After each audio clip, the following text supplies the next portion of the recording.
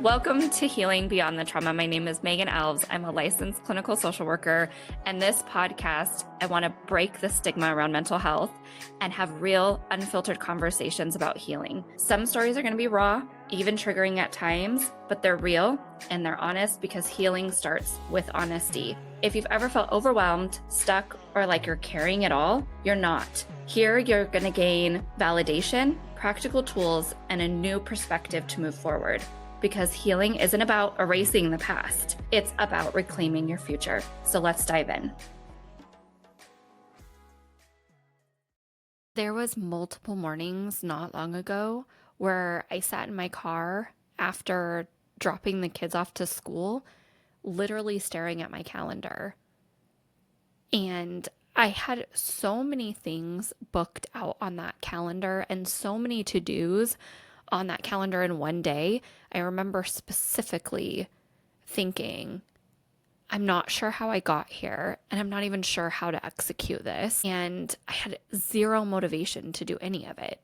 I was in the middle of grad school with two kids under the age of 5. My husband traveled almost full time, and I had this pressure on myself to do everything right, to be the right type of mom to my boys, to be the right type of grad student, to be the right type of social worker, to be the right type of friend, to be the right type of daughter, to be the right type of wife. That showing up for myself and showing up for everybody else was painful, and let alone actually understanding how to get through that to-do list was something that I felt so lost in for such a season of my life. And if this sounds like you, or if this resonates with you at all, I want you to know that you're not broken. You might just be disconnected. There might be some burnout there. There might be some overwhelm there. And you just might feel off track a little bit. So if this sounds like you, my name is Megan. I'm a licensed clinical social worker. I'm a mom. I'm a football mom. I'm a dog mom. I'm a wife. And I own 2 businesses full time. And I know what it feels like to feel like I've lost myself. And in this episode, I want to walk through what I've learned about motivation, identity, purpose, values, goals. And I am diving into a 5-day future self course that I've designed and curated for you. And I just wanted to talk a little bit on this topic and give you an overview.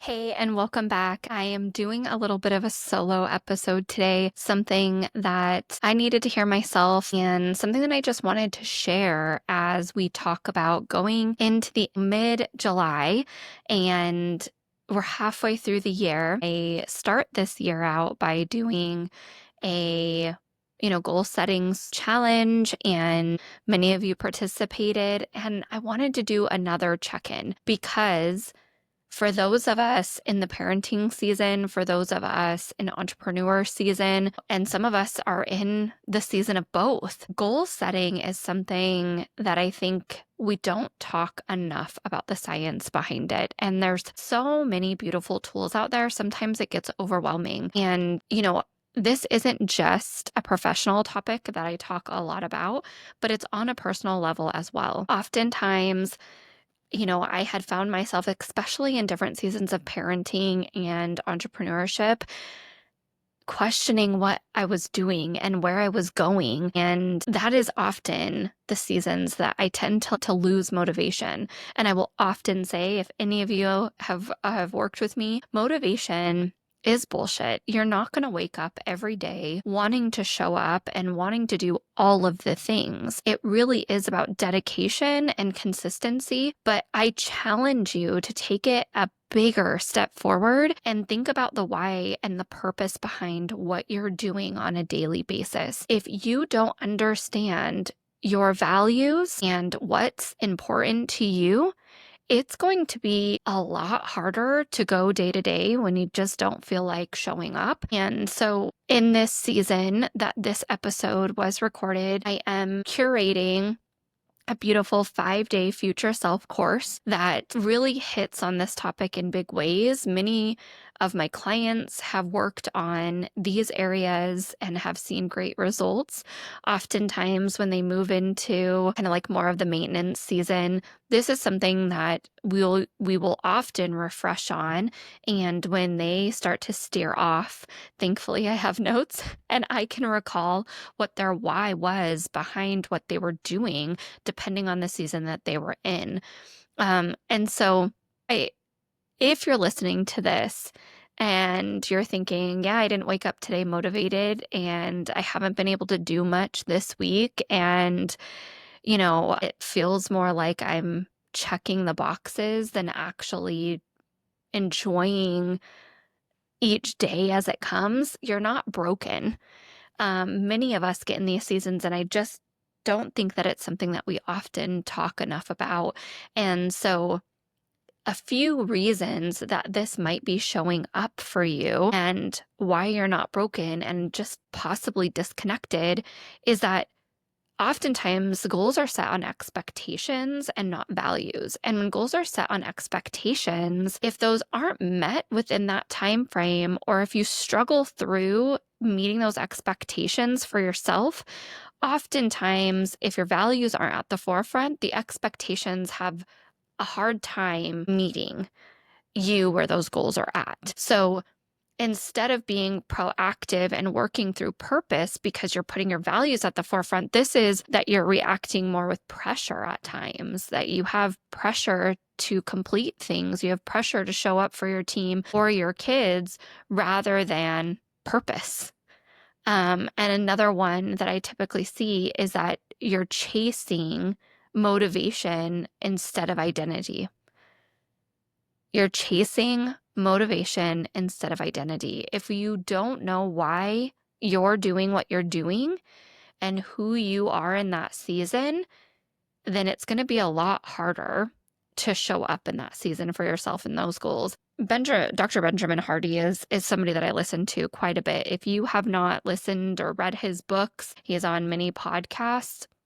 I can make sure to link some of his resources in the show notes, but he often talks about identity-based goals and being able to really have this idea that we don't create change by actually doing more, but by becoming someone different. So I'll just use an example of something that I struggled with in this season as my kids got older. And if I was going to be able to show up for them and show up for my clients and show up for my husband and show up as a football mom and, part of the PTA, if I was going to want to do all those things, because those are really important to me, I really valued all of those things that I just said. Another value is my health. I wanted to continue to show up for myself. Working out is a huge outlet of mine. But if I didn't change who I saw within myself, it was going to be really hard to show up at 5 a.m. because that was the time that in this season, if I wanted to continue to achieve that goal and not stress myself out and not show up for myself, then I had to really challenge, I'm not a morning person.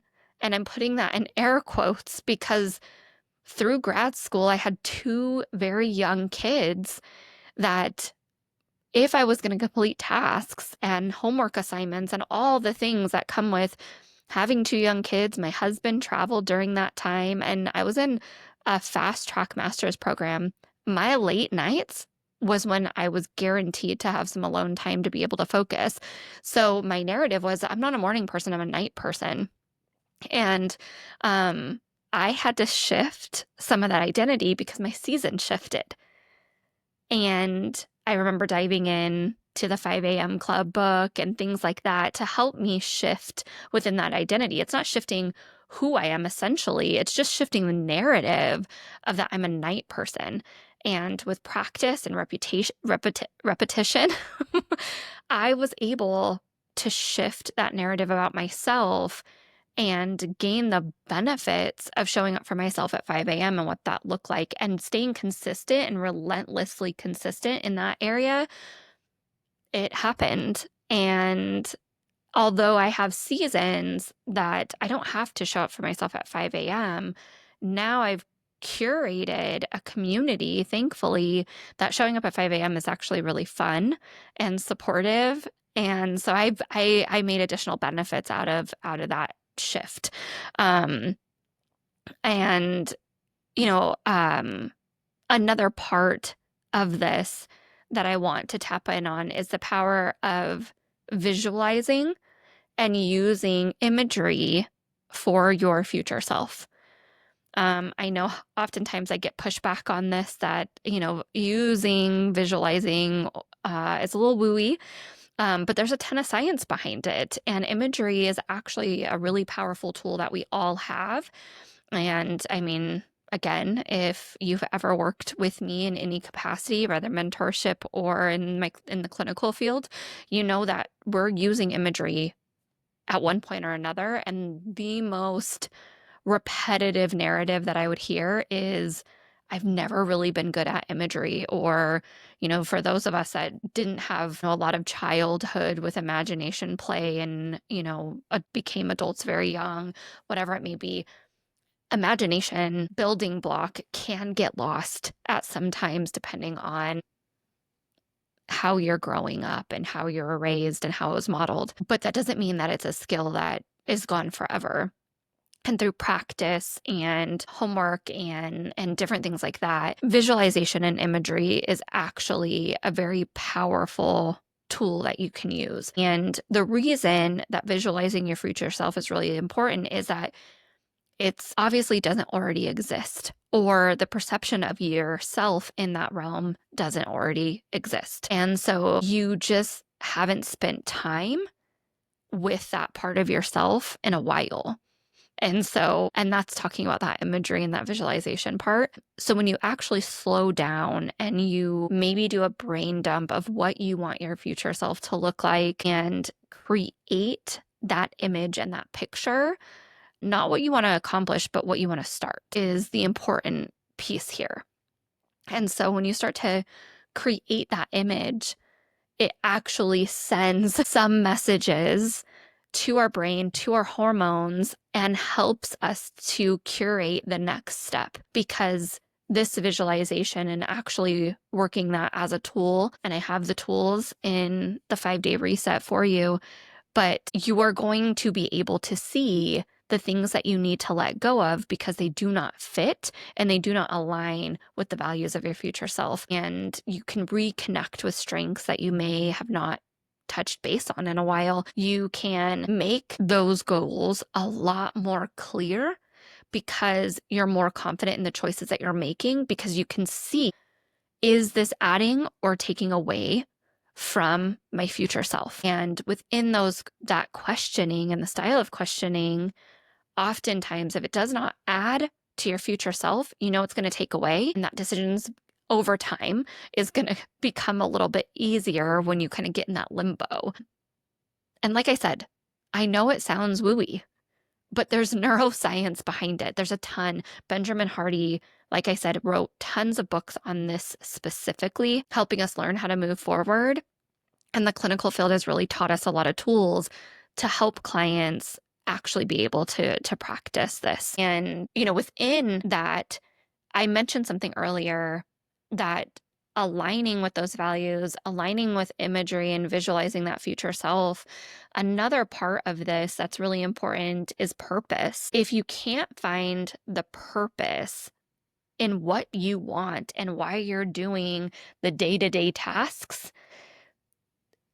you're going to be just reacting instead of actually showing up bigger for yourself. Because when you have purpose and a drive, and I'll use myself as an example. My drive and my mission with Mental Summit is to get mental health education around emotional awareness, around things like this. This 5-day course that I'm curating is designed specifically to give you the education and to dive deep into all these topics that I just mentioned, because I know how important it is. And also, it doesn't have to take a ton of time. It takes learning and practicing the tools, but without you actually understanding and gaining an awareness of knowledge around these tools, How do you know what to do differently?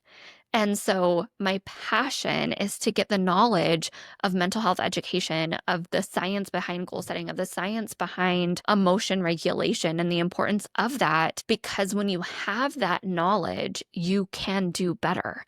And doing better is going to help you not be reactive, but be proactive and have bigger and better relationships and bigger and better goals and versions of yourself. And if that can reach a few people in my life, I know how important that ripple effect is, not just for yourself, not just for your relationships, but for your children, for the community, and how you show up in stressful situations. Because let's be honest, life is going to continue to life. It's happening all around us right now. People are coming in more stressed. There's more influx of information coming our way at a quicker rate than we ever have had.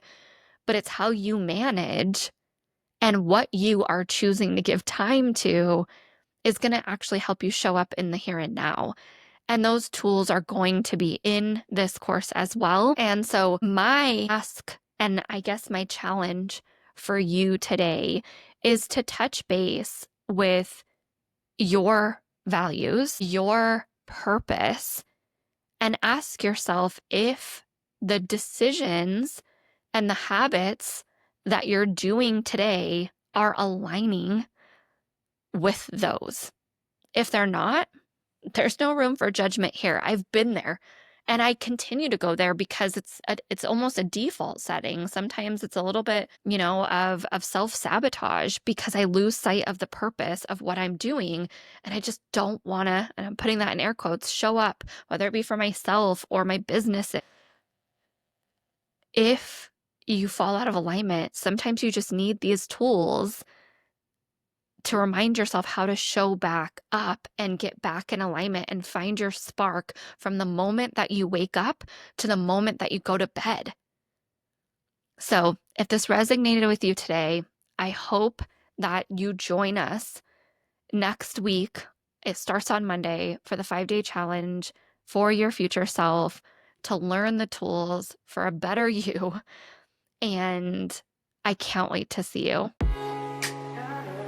Thank you so much for listening today. I hope you gained what you needed to hear today. Healing isn't about erasing the past. It's about the strength of moving forward. If today's episode resonated with you, take a moment to share it with someone you love, because when we share with love, we help to break the stigma together. If you want to connect with me and learn more about what we're doing over at Mental Summit to break these stigmas, please connect with me over at mymentalsummit.com.